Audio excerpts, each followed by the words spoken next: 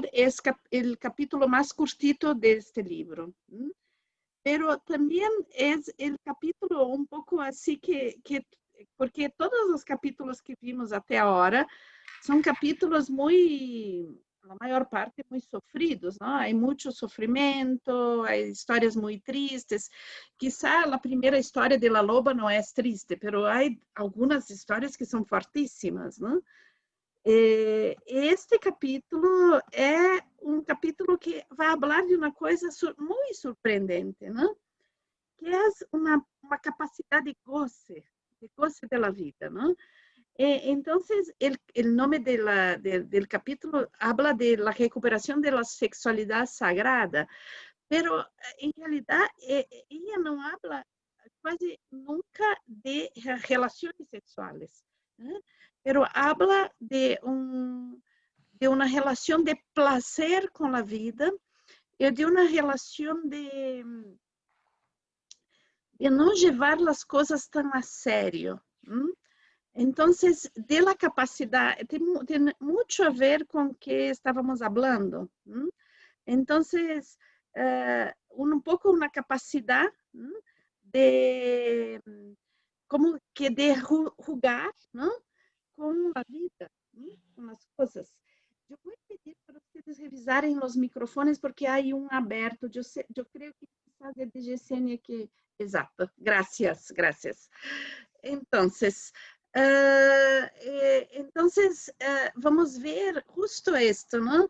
E Clarissa contava, não? Que chamava a atenção de ela na infância, quando hacía como uma festa de família, não? Então, que em um ponto desta festa, as mulheres todas se reuniam junto em um ponto da casa ou del jardim, não? Em meu imaginário, um pouco do jardim, porque em minha infância tinha esta cena de las minhas tias em um jardim, da casa de minha abuela, onde se reuniam e começavam a falar coisas que eram coisas assim um pouco picantes da sexualidade, pero algo como que era como um chiste, não? Uma broma.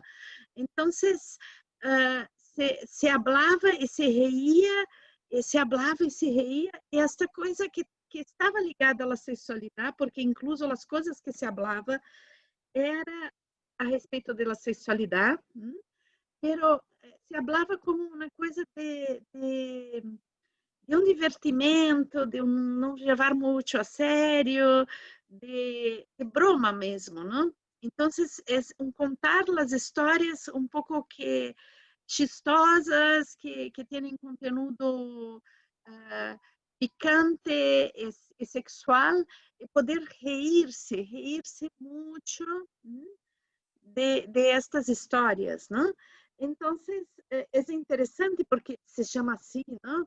Então, a recuperação da sexualidade sagrada. Então, sempre que publicizamos este nome, as pessoas chegam, esta classe será seríssima, não? Será uma coisa assim, uau, a sexualidade sagrada, não?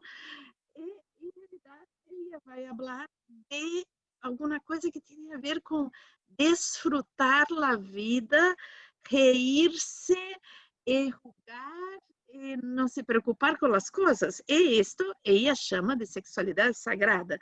Então, me parece assim muito interessante. E bem, então vamos entrar um pouco neste viagem, não?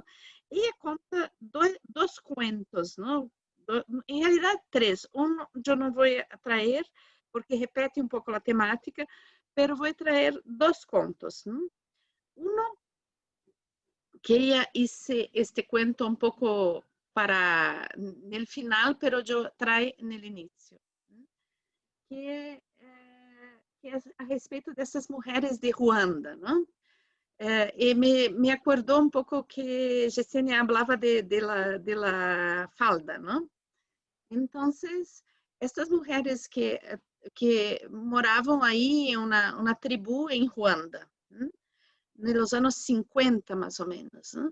E Ruanda estava tomada, não sei, me parece que eram os franceses, mas eu não me acordo bem.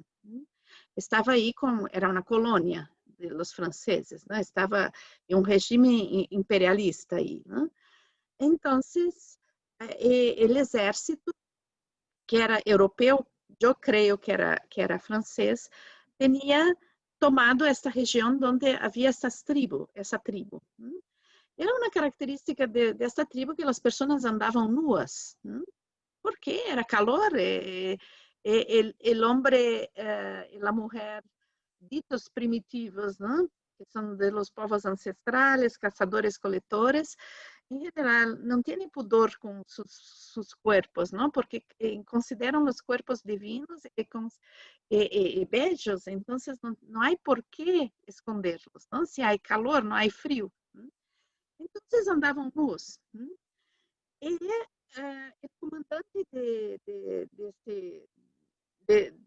militar desta região, não? Este comandante francês, vai receber a visita de um general muito importante, né? Então, quer mostrar bem a sua administração do local e quer mostrar a população. Então, vai ao chefe desta tribo, eu não sei, creio que não se chama de cacique em África, então eu vou dizer que ele é o chefe. E vai ao chefe dessa tribo e pede a ela que as mulheres da tribo se coloquem aí muito próximas da estrada, como em uma fila, porque o general vai passar em um jeep aberto para ver a população que vive aí na redondeza, né, no local. Então, esta tribo estava muito cerquita de uma estrada, então era para as mulheres irem à estrada. Mas este comandante diz ao chefe da tribo, mira, que era importante que as mulheres se ponham vestidas, não? Porque senão, o que o general vai pensar? Estas mulheres todas nuas, não? Então, o chefe disse, pero nós não temos roupa, não temos como comprar roupas, e não nos interessam as roupas, não? Então, o comandante disse ao chefe, mira que compramos as roupas para as mulheres e entregamos na tribo desde que elas vistam as roupas. Então, eles entregaram muitas faldas e camisas, não? Para as mulheres vestirem. Resulta que as faldas, as mulheres gostaram muito, pero as camisas não queriam usar, porque viam que, por que vamos sofrer de calor? ¿No? Então, não queriam usar as camisas. ¿No? E o comandante se quedou assim, muito preocupado com a resistência das mulheres, porque não queria que o general visse essas mulheres com os seios nus. Então, habla com o chefe, diz, mira que as mulheres não podem mostrar seus pechos, os senos, não podem mostrar os senos.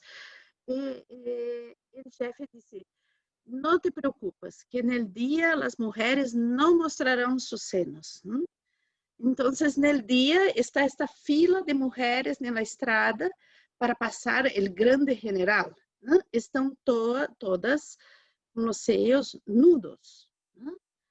Pero aí já não podia, não havia uma solução, não tinha como volver, porque já estava tudo feito. O general começa a passar, e quando começa a passar, as mulheres todas tapam os senos com as faldas. Então, mostram os genitales.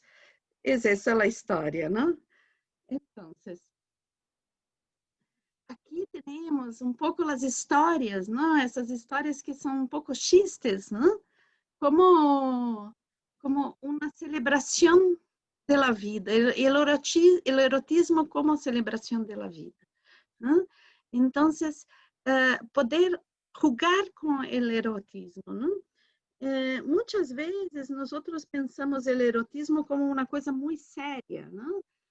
Incluso temos estereótipos do erotismo, não? Então que o erotismo muitas vezes se transforma em algo quase performático, não?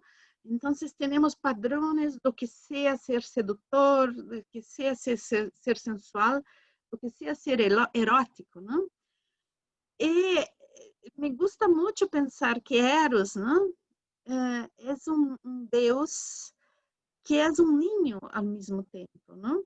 Então, uma das características de Eros é ser niño sempre, não? Então, el Eros é princípio não de niño que não quer crescer, apesar de que no mito, por exemplo, de Eros e Psique, temos Eros que não quer crescer, não? Pero não é exatamente isso, não? Porque a dificuldade de madurar psicologicamente não tem a ver com o arquétipo exato del niño divino, não? Então, el Eros, quando é niño, não? Ele é niño divino onde a sexualidade está presente. Não? Porque muitas vezes miramos incluso para esse arquétipo e não vemos como um arquétipo sexual, não? Eu digo o arquétipo del niño divino. E, em realidade, o niño tem sua sexualidade como algo espontâneo, e não ligado exatamente a relações sexuais, pero sim ligado ao prazer de viver. Então, quando estamos aí jogando com esses aspectos eróticos, estamos conectando esta energia vital do ninho divino à nossa sexualidade, da linha divina também, não? E aí se supera uma coisa que é muito interessante, não? Que é a vergonha. E hoje, muito sincronicamente, não? Quizás não tão sincronicamente, porque creio que Clarissa vai nos levando aí, não? Depois de La Llorona, temos esta temática, não? Esta temática de como expressar-nos, não? E como expressar o ânimo, a ânima. E hoje que falávamos um pouco de jogar com o que vestimos, com a persona, não? Com as roupas que vestimos e como nos apresentamos para o mundo, não? Então, nisto, não, temos todo esse processo de que para ser feliz, não, para unir Eros a nossa sexualidade, um Eros divino, um Eros ninho, não, que sabe jogar, não levar tudo a sério. Então, temos que superar a vergonha. Eu me acordo muito de Rolando, não? Quando proponia as danças do ridículo, não? Porque dentro de, por exemplo, do projeto Minotauro, há a dança do ridículo. Porque as pessoas muitas vezes estão muito bloqueadas em sua criatividade, justo porque têm medo de ser consideradas ridículas, não? E Rolando sempre dizia algo muito interessante, dizia assim, mira que para perder a vergonha é como perder a virgindade. Tu tienes que fazer sexo para perder a virgindade. Tienes que ser ridículo para perder a vergonha. Então, o medo do ridículo se supera sendo ridículo, não fugindo do ridículo. Então, este capítulo é todo um invito, não? Para entrar neste linguagem mais espontâneo e fazer as coisas que temos ganas de fazer e estão aí guardadas porque temos vergonha, não? E muitas vezes é justo esta vergonha, não, que nos vai nos tornando distantes de nós outros mesmos, não? La Clarissa disse que em realidade, a risa provoca como uma tensão sensorial. Não é, a risa não se hace solamente com a boca, não? Quando reímos com todo o corpo se mobiliza. E se mobiliza com uma série de hormonas, com uma série de sensações que nos deixam felizes, que nos fazem superar muitas das nossas falta de ganas de viver, nos dá ganas de vivir. Então, muitas vezes, aí, por medo a sermos ridículos, não? Por medo del julgamento, por querermos que as pessoas nos considerem pessoas sérias, não? Então, vamos nos adaptando e já vimos muitos aspectos dessa adaptação nos textos que vimos antes e vamos ver aún, não? Então, Clarissa habla muito desses aspectos dessa imposição social, onde temos que ter comportamentos que são esperados de uma mulher, esperados de um homem, e muitas vezes passamos por uma luta muito forte de corresponder a esses chamamentos, não? Que a sociedade te impõe como estereótipos do que tem que ser uma mulher justa, educada e digna, não?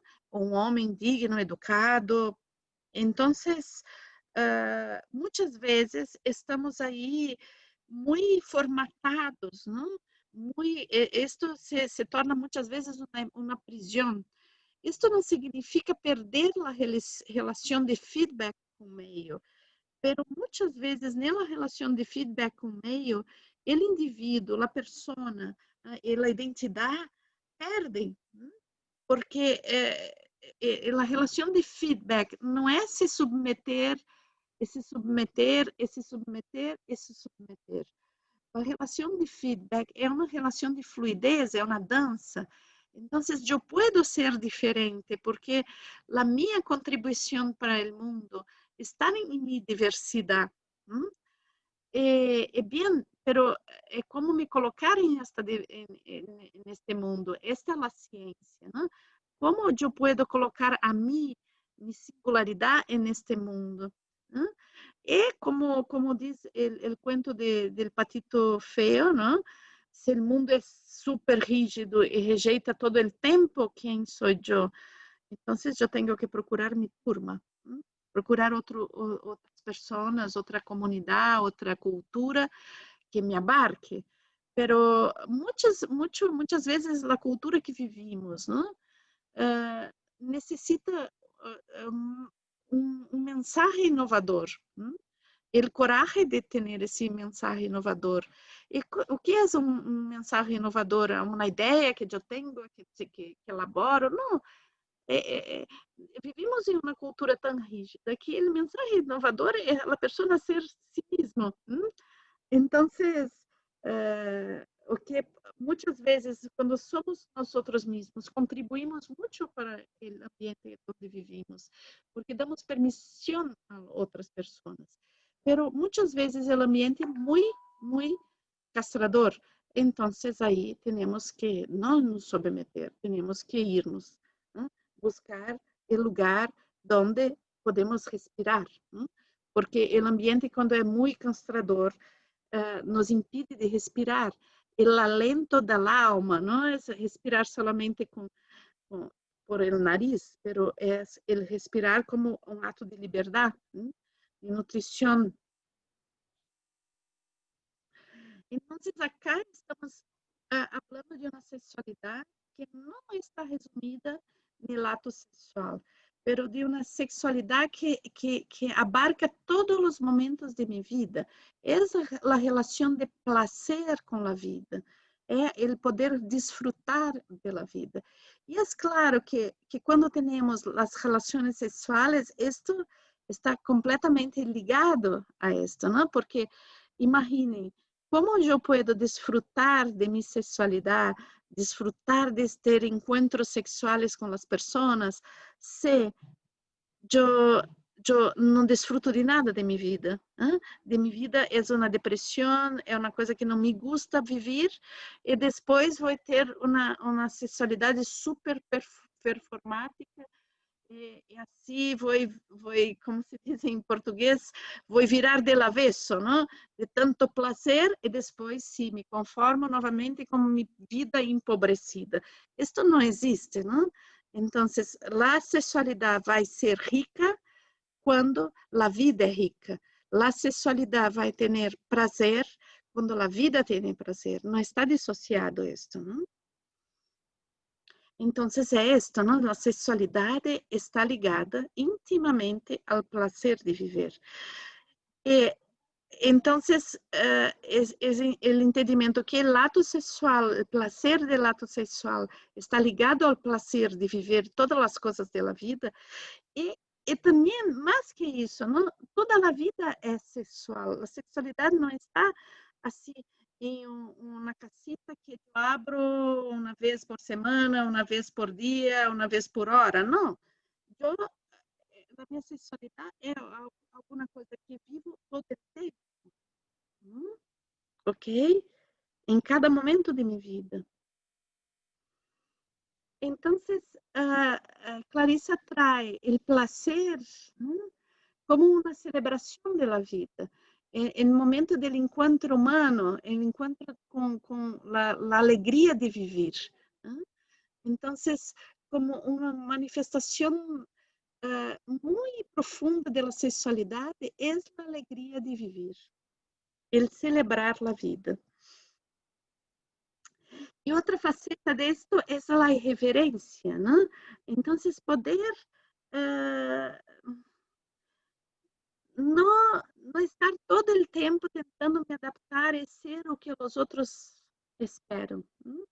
Então, está no ridículo, está na capacidade criativa, a capacidade de irreverência. Então, de superar as barreiras que o meio te traz, no sentido de que tu tienes que ser assim ou assado. Não, é ser si mesmo. E muitas vezes, o ser si mesmo é um ato supremo de reverência. Pero muito do que falamos hoje, então, muitas vezes, qual é a tradução deste ser si mesmo no mundo? E aí vem a irreverência, não?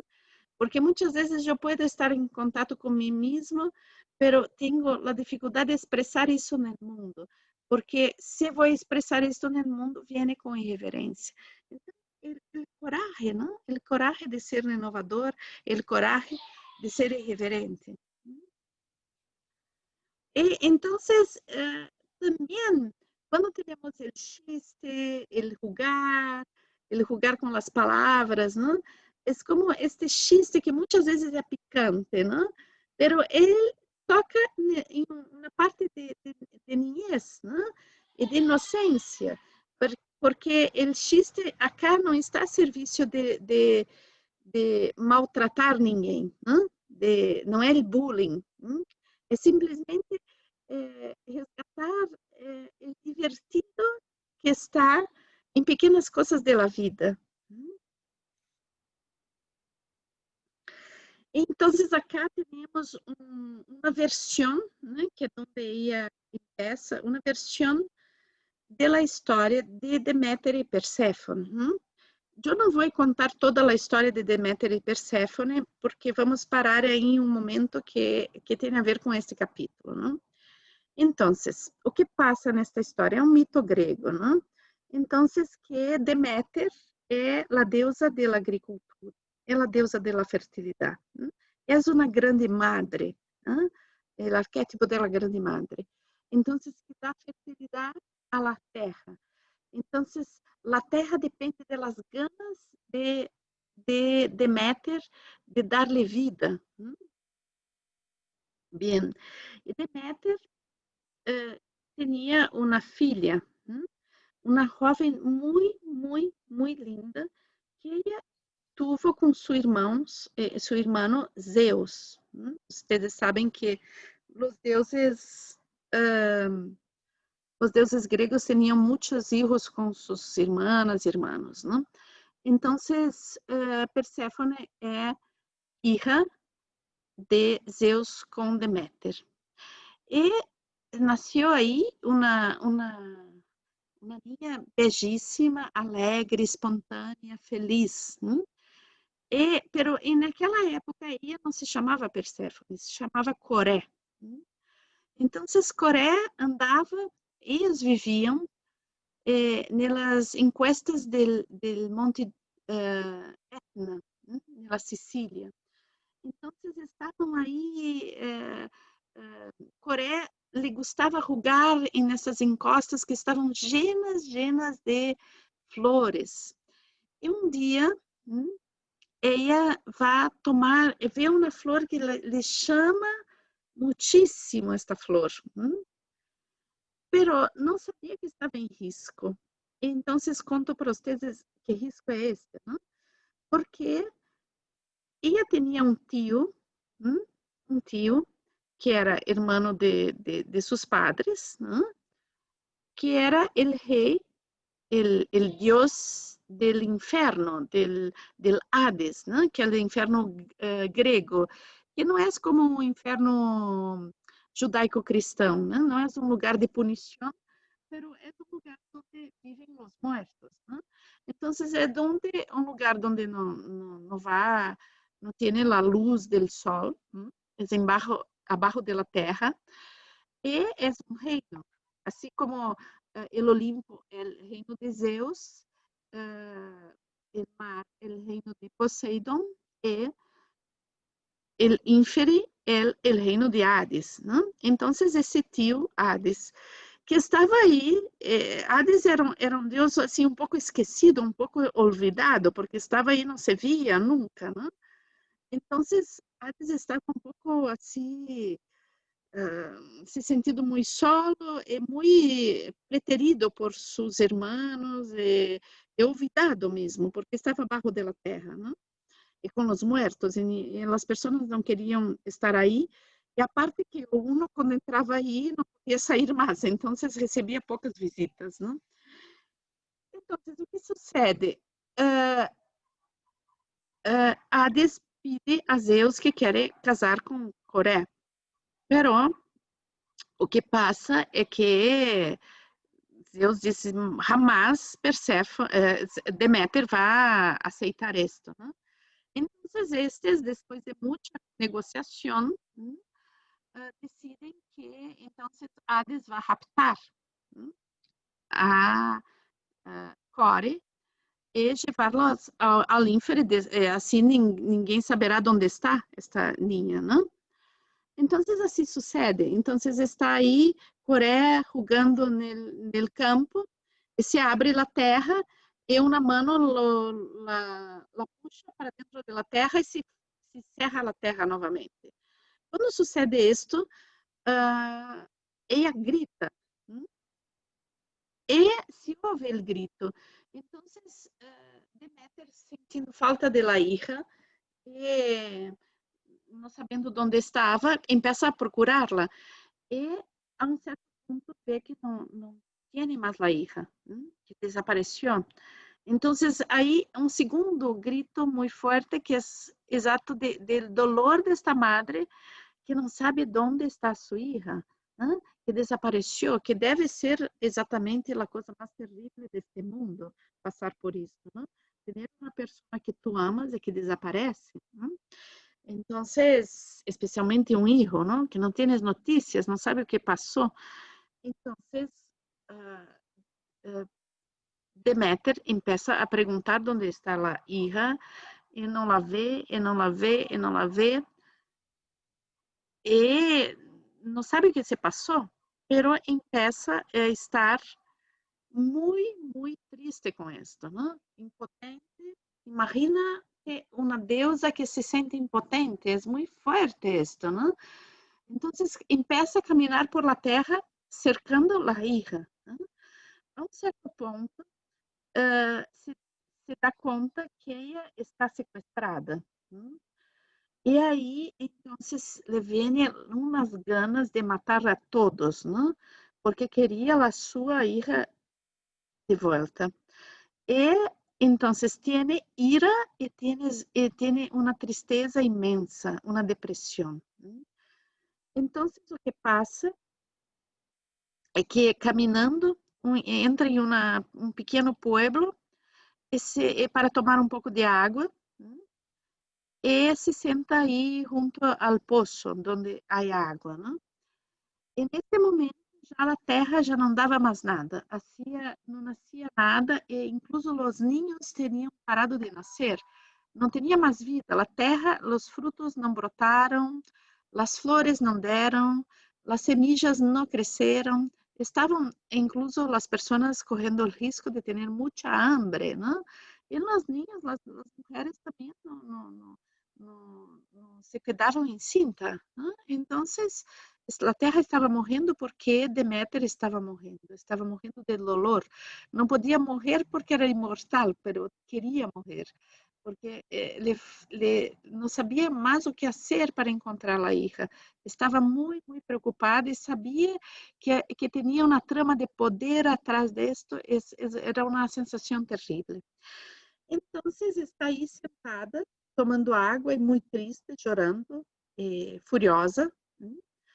E chega, vai chegando uma mulher chiquitita, uma mulher assim que dava no tamanho de suas ancas, não?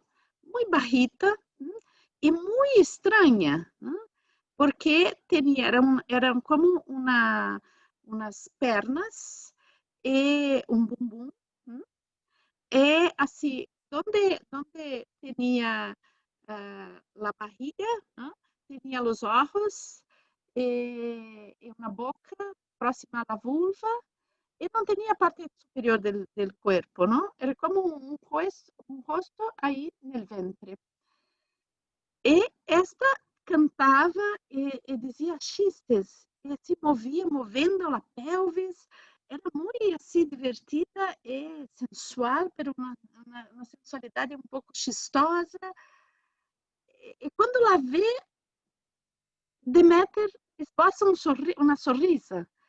E começa a contar-lhe histórias muito chistosas e muito picantes. Né? E a um certo ponto, parece que Deméter se olvida completamente de tudo o que estava passando e começa uma risa que vai limpando sua alma. Então, esta era a deusa Balbo. E então que essas deusas, não? As deusas que é uma remanescente das deusas primordiais, das Vênus paleolíticas, não? Que eram essas mulheres assim que tinham estas os senos grandes, la vulva muito marcada, não? E que em realidade não sabemos muito o que passava no Paleolítico, não? Pero o que sabemos é que era uma divindade. ¿No? As primeiras divindades, as primeiras representações de deidades são estas estatuetas, muito chiquitas, que eram para se levar, porque eram pueblos nômades que levavam. ¿No? Então, que Balbo tem raízes aí em um feminino muito primordial. ¿No? E aí nos dá notícias de que o feminino, possivelmente antes do patriarcado, era um feminino muito feliz e chistoso. Então, que a sexualidade tinha muito a ver com isso, tudo que estamos falando, e que os roles predeterminados não poderiam determinar a felicidade das pessoas. Então, entramos no campo, ¿no? Del poder de la risa. Então, a risa tem um poder de transformação. ¿No? A risa tem um poder de nos resgatar, não somente em nível de um momento de felicidade, pero a risa, nós sabemos que tem o poder de estabilizar todo o nosso organismo e elevar o nosso ânimo. Então, é uma dimensão da sexualidade, né, que tem a ver com algo muito amplo, existencial e orgânico também. E é interessante que muitas vezes isto se dá em ambiente onde estão solamente homens ou solamente mulheres, porque como se nestes ambientes quizás tenemos mais cumplicidade e permissão para dizer coisas que quizás em grupos mistos, depende da cultura, seja mais difícil, dizer, né? Então, eu que trabalho com questões de gênero já há muitos anos, né? E trabalhei muito, muito com grupos somente de mulheres. Então, eu creio que hoje temos a necessidade da participação dos homens também, como é o caso deste grupo. Pero em alguns momentos é interessante trabalho solamente para homens e solamente para mulheres, porque há nível de complicidade que se alcança entre as pessoas que têm experiências muito semelhantes, e que são experiências como tratam de coisas muito delicadas e que muitas vezes as pessoas têm vergonha. Então, muitas vezes é interessante termos esses espaços. Eu me acordo muito de grupos solamente de mulheres que eu tive, por acaso também, alguns não por acaso, porque chamei solamente mulheres para algumas temáticas, e outros que por acaso eram solamente de mulheres, né? E onde, por exemplo, coisas como a menopausa, dores em relação sexual, la menarca, a relação com as hijas e a relação com a madre. Tudo isso se criava um ambiente onde era muito fácil se hablar e quando havia uma presença masculina como uma restrição. E eu também já hice trabalho solamente com homens, né? Em parceria com Sérgio Cruz, e também eu vi que há um nível de cumplicidade entre os homens quando estão juntos. Então, eu creio que são trabalhos que vale vivenciar algumas vezes, né? Não me gusta quando se criam grupos longos, de longo percurso, somente de homens ou somente de mulheres, porque eu sinto que esta fusão é muito importante. Pero pontualmente, eu creio que é uma experiência interessante de se fazer. Então, acá temos a risa como uma sanação. Eu creio que essa palavra, não sei se cura se usa para vocês, não? A risa é uma sanação. Então, los invito, não? E las invito a cultivar os momentos de risa, não? A se permitir rir-se, a se permitir desfrutar de amizades que hacen ustedes rirem, desfrutar de películas, de histórias, de momentos, de hablar coisas que não são sérias, que são picárdicas, que são divertidas e que não têm um conteúdo profundo, porque é muito importante a profundidade, mas não é necessário que tudo seja muito sério e muito profundo. E quando tu ri, aproveita e ri com todo o corpo. Ri assim com a tua respiração, com tu ventre, com todo o corpo. Te entrega a la sorrisa, ao riso. E utiliza este rir para liberar tus tensões também. E liberando tus tensões, podes encontrar mais cerquita quem tu eres e tu propósito. Uma coisa muito importante desse capítulo, não? Que eu creio que isso é muito importante de sublinhar, não? Porque os chistes em nossa sociedade muitas vezes estão baseados na humilhação do outro, não? São chistes racistas, misóginos, não? Então, não é disto que estamos falando, não? Estamos falando de um humor que é saudável, é um amor que tem goce pela vida e quizás um humor que traz uma certa obscenidade que é sagrada. Né? Então, não é uma obscenidade de colocar aí, exponer o outro, mas sim reír-se da própria expressão, reír-se de divertido que é a própria sexualidade.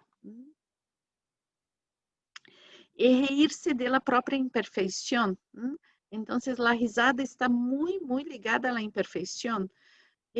a primeira coisa é poder reír-se de si mesmo.